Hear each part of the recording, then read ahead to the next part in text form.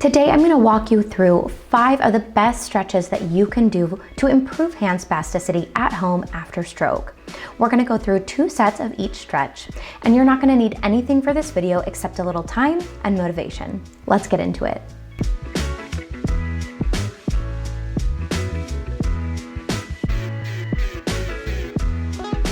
All right, everyone, for our first stretch, we're going to be focusing on wrist extension, or bringing the wrist back. So what you're gonna do, if your hand is in a fist, that's okay to start out with this one. You're gonna put your palm side down on the table. I'm gonna put 30 seconds on the clock here. You're gonna take your unaffected hand and just gently push your hand back, bending your wrist back. And we're just gonna hold here. Now, here's the thing to keep in mind. You wanna make sure that you're not pushing through pain. You want to make sure that you are very slowly doing these stretches and that you're not forcing the stretch. I've got 30 seconds on the clock for each stretch, but you go at your own pace. 10 seconds feels good to you, then do 10 seconds. So to move on to our second stretch, we're going to be focusing on moving the wrist from side to side. So you can put your hand flat if you're able to get your fingers open, or keep your fingers clenched. 30 seconds is on the clock. And you're going to take your other hand and just gently push your hand to one side, towards the pinky side, and then you're going to stretch it to the thumb side. Now you can hold to each side for 5 seconds, 10 seconds, whatever feels comfortable to you. Same rules still apply here, and just go at your own pace, okay? So we're moving on to our third stretch. Now, we haven't worked on getting the fingers open, but here's where we're going to start. We're going to start with that thumb and trying to get it out to the side. So I'm going to go ahead and put 30 seconds on the clock. You're going to take your unaffected hand and try to get your fingers up and under that tight thumb and just gently try to pull it away from the rest of your hand. Again, you're just moving slowly. You want to make sure that you're not pulling from the tip of your thumb, because you don't want to just jerk it back. That could result in an injury. You want to make sure you're supporting all of the joints of your thumb as you pull out to the side. Okay, we're going to stay on the thumb for this next stretch.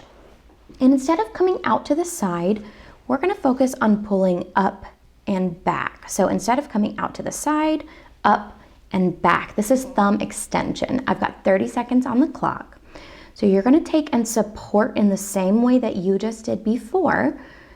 You've got the fingers of your other hand under the thumb that you're stretching, and you're trying to gently pull back on all of the joints. So if you need to stop and take a little break, give that thumb a break, a couple seconds, and then pull back into a nice prolonged stretch, you can hold it there as long as you're not pushing through pain. All right, so now we're going to go ahead and move on to the fingers with our fifth stretch. So what you're going to do, and I'm going to show the camera with my fingers facing towards it. You're going to try to get all of your fingers underneath the affected side. 30 seconds on the clock. And you're going to try to push those fingers up and out. And they might not come all the way out and straighten, and that is okay.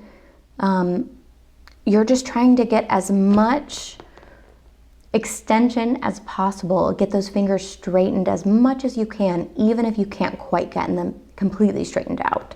So I'm going to turn my hand over just so you can see. So I'm trying to pull in and out. Okay, go ahead and take a break. We have a little 30-second rest break here. So if you need to just, do a little bit of rubbing on that hand. And remember that this stretching routine is something to come back to daily. This is a good way to help improve that spasticity over time.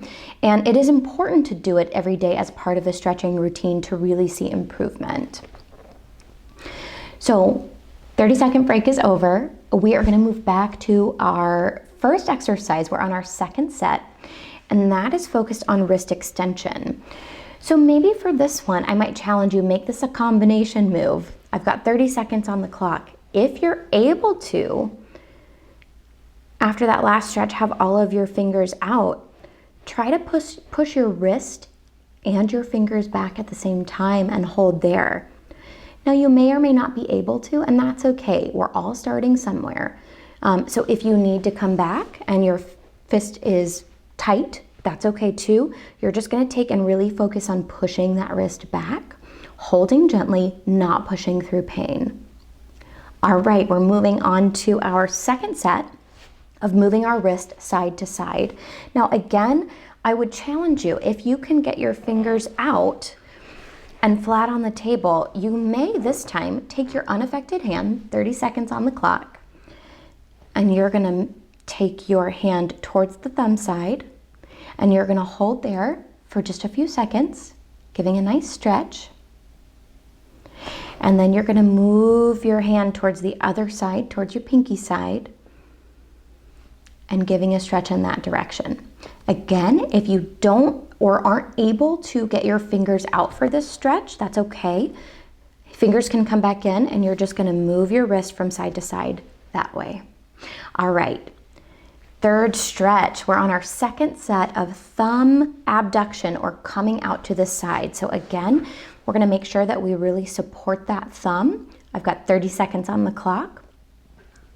And you're gently gonna pull that thumb out and away from the rest of your hand. You're gonna hold there, and you can even, using your unaffected fingers here, even pull back that little joint of the thumb if you have that movement. Again, you're not pushing through anything. You are stretching very slowly. As I mentioned before, you might not be able to get into this stretch as quickly as I am. So thumb's gonna come back in, and now we're gonna do our second set of bringing the thumb back into extension.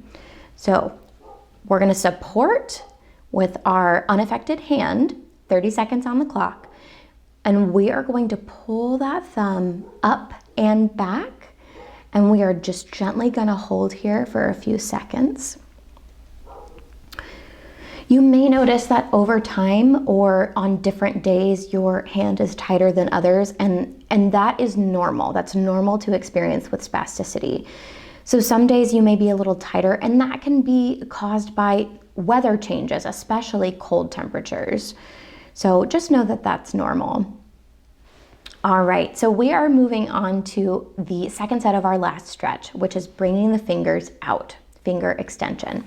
So you can come here, or you can try to pull those fingers up. 30 seconds is on the clock.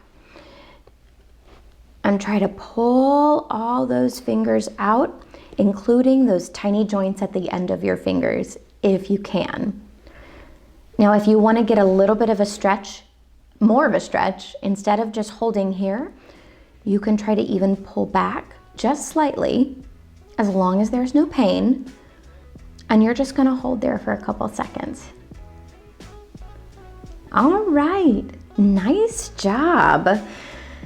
Hope that's feeling good. That is the end of the daily stretching routine. All right, everyone, that's it for today. I hope that you found this video helpful and that it's something that you can come back to as part of a daily stretching routine to help improve your hand spasticity. As always, I am going to leave a link down in the description below if you'd like to sign up for my email list, which gets you free stroke recovery tips and motivation, as well as a free copy of my ebook, The Stroke Recovery Pocket Guide. Thank you all so much for watching. I'll see you next time.